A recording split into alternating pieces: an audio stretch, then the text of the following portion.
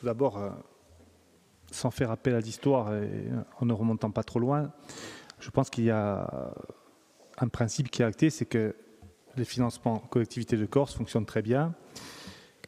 Ils se font dans la transparence, je crois que chaque commune peut le dire, notamment sur la DQ, mais aussi sur le fonds école, par exemple, le FST et d'autres. Et ça, c'est une chose qui va perdurer. Je ne reviendrai pas sur les chiffres de la précédente DQ ou de la précédente, du précédent règlement d'aide au territoire, puisqu'on sait que les montants étaient très importants. Mais tout de même, je pense qu'il faut reposer le cadre et se dire les choses. Parce que ce qui se dit ce soir, je crains fort que nous soyons dans une situation où demain on pourrait dire l'inverse. On est dans une situation compliquée au niveau économique, qu'elle soit sur notre territoire, au niveau national. Et que lorsque une collectivité comme la nôtre est soumise à l'effort et dans l'obligation de faire des efforts, eh bien, les intercommunalités et les communes ne peuvent pas continuer à garder le même train de vie. Ça, c'est pas possible. On a dit gouverner, c'est prévoir, c'est anticiper. À la collectivité de Corse, c'est un fait. Dans les communes et les intercos aussi. Puisqu'aujourd'hui, on pointe du doigt cette année de transition. Je crois que ça a été dit par le président exécutif à plusieurs reprises, pour avoir assisté notamment au bureau de la Chambre des territoires et à la Chambre des territoires.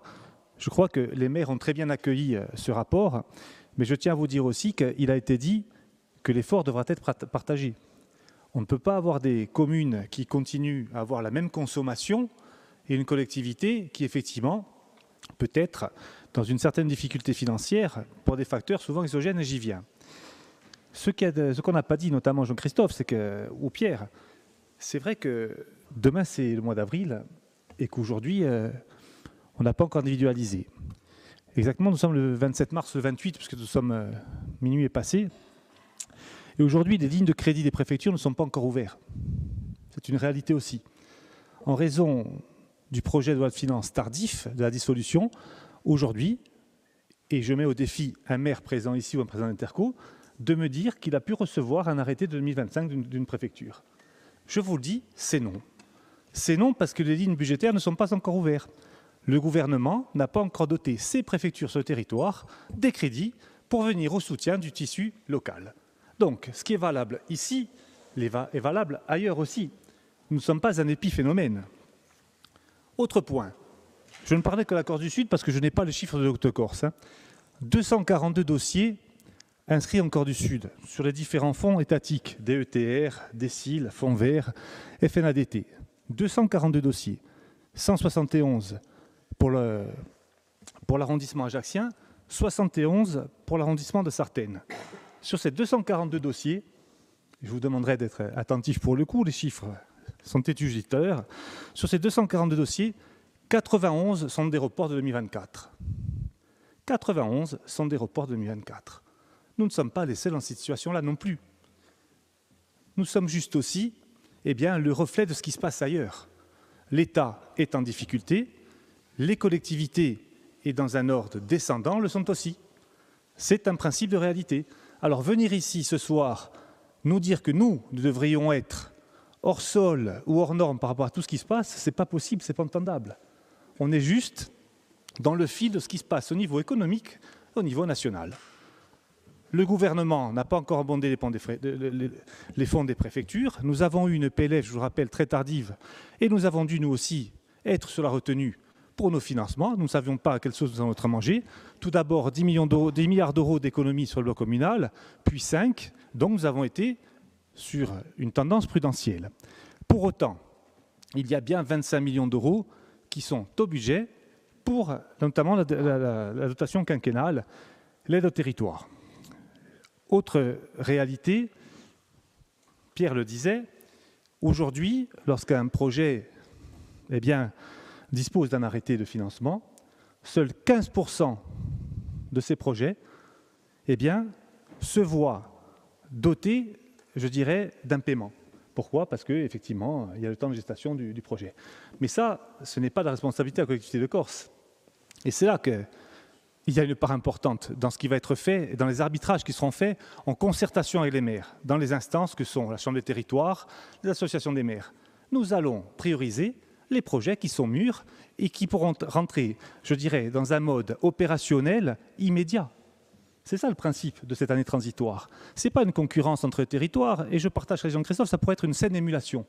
Ce n'est pas une concurrence, c'est simplement de dire, de ne pas avoir une masse de dossiers qui arrivent, comme ceux qui sont arrivés en octobre 2024, qui créent un embouteillage dans les services, qui créent un embouteillage dans l'analyse des dossiers, et qui, au final, parfois, attendent 12, 24 ou 36 mois pour pouvoir avoir le premier paiement, parce qu'ils ne démarrent pas. Vous êtes maire, vous êtes président d'Interco, on connaît tous ce jeu-là aussi, de venir solliciter un arrêté de financement, mais ensuite d'avoir un projet qui démarre parfois 2 ou 3 ans plus tard. Donc on ne va pas crier au loup. Bien sûr que la situation, elle est délicate. Bien sûr que la situation, elle est transitoire. Nous l'assumons et nous avons joué carte sur table, à la Chambre des territoires et devant les assos des maires. Et je le répète, notamment lors de la réunion de l'association des maires qui s'est tenue à Borgo il y a quelques semaines, le discours du président de l'exécutif a été parfaitement accueilli et a rassuré tout le monde. Alors aujourd'hui, les dossiers arriveront, ils seront instruits. Ceux qui seront, et les maires ou les intercours qui seront en capacité de déclencher immédiatement les procédures d'appel d'offres, les attributions et la mise en chantier, oui, elles seront priorisées. Les autres rentreront dans le circuit habituel. Ce n'est pas quelque chose qui est, je dirais, qui sort du chapeau ou qu'on n'avait jamais fait. Il y a des dossiers qui perdurent et qui durent pendant 2 ou 3 ans. Donc là-dessus, je voulais quand même remettre un petit peu l'église au cœur du village, au centre du village, et vous dire que nous avons la même problématique au niveau de l'État. Alors, lorsque j'ai dit ça, je ne cherche pas à nous dédouaner, parce que là, du coup, la problématique est double pour les communes. On a l'État qui n'est pas en capacité d'envoyer des arrêtés, et nous avons nous-mêmes nos premiers arrêtés qui partiront au mois d'avril. Pour autant, on parle de baisse, nous sommes à 66 millions sur l'année, nous étions à 63 l'an dernier. Alors oui, il y a l'inflation, Paul Félix, ok. Mais tout de même, je le dis et je le redis, parce que c'est aussi le message qu'on doit faire passer et que les maires ont entendu. Il y a aujourd'hui un effort collectif à porter. On ne peut pas demander à la collectivité de Corse de faire un effort budgétaire et dans le même temps de garder les vannes ouvertes en permanence. Ce n'est pas possible. C'est la démagogie. L'effort doit être partagé. Je le dis au nom du groupe, je le dis au nom de notre majorité. Ce discours-là, c'est un discours de vérité. Donc, nous le tenons. Il va falloir que cet effort il soit partagé et il risque de durer dans le temps, c'est une évidence. Pour terminer, parce que je crois qu'il est tard et que j'en ai assez dit, simplement dire aussi qu'ici nous représentons des groupes politiques, mais il ne faudrait pas laisser croire que nous représentons tous les maires. Parce que moi, les maires avec lesquels j'ai eu l'occasion de parler, notamment en Haute-Corse, ils n'étaient pas, je dirais, sur la même tonalité de discours. Pour la plupart, la satisfaction vis-à-vis de l'aide au territoire, elle est énorme. Et pour ce qui s'est passé avant, et pour ce qui va se passer dans le futur. Parce qu'ils croient en cette démarche, une démarche qui a toujours été sincère, transparente, et qui n'a jamais laissé personne sur le bord de la route pour une quelque appartenance à un groupe politique. Parce qu'on me parle de l'aide aux communes depuis 30 ans, on a tous connu l'aide aux communes auparavant. On ne va pas convoquer l'histoire, ne vous inquiétez pas, ce n'est pas l'heure, c'est vraiment pas l'heure. Mais en tout cas, les maires aujourd'hui ont confiance dans ce système-là, l'aide aux communes. Et ils l'ont dit lors de la Chambre des territoires, c'était voté à l'unanimité, je vous le rappelle. Nous ne sommes pas ici, nous sommes certes, je dirais, nous représentons des groupes politiques, nous représentons nos électeurs, mais les maires, dans leur capacité à gérer leur commune, se sont exprimés sur le sujet et ils croient fermement cette année transitoire et ils attendent, surtout avec impatience, effectivement, le nouveau règlement pour 2026 à 2032, avec une aide aux communes qui sera calquée sur un mandat municipal, et je crois que c'est une vraie bonne idée, ça, sur l'intégralité d'un mandat, ce qui donnera, pour le coup, une vraie lisibilité budgétaire. Alors après, on a entendu les termes de droit de tirage, de ligne de trésorerie, ça a toujours existé, c'est une réalité aussi. C'est une réalité aussi, ça permet aux communes, notamment du rural, de vivre. Mais aujourd'hui, de grâce, ne faisons pas un procès d'intention à ce rapport.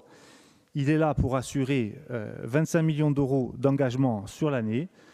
C'est peu ou prou ce qui se faisait avant. Donc, monsieur le Conseil exécutif, en ce qui nous concerne, vous l'aurez compris, nous voterons ce rapport.